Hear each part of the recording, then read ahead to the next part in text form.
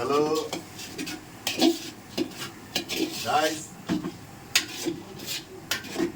আজকে পোলাও রান্না করতেছি।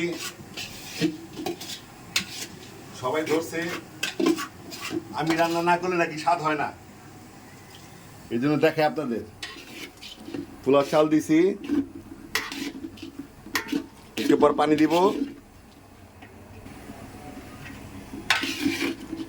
এটা একটু একটু কষাচ্ছি।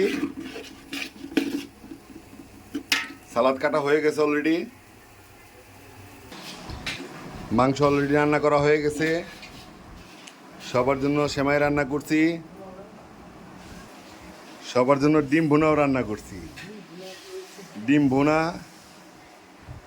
মুরগি, ডিম, খাসির মাংস, সেমাই দেখা গেছে রে।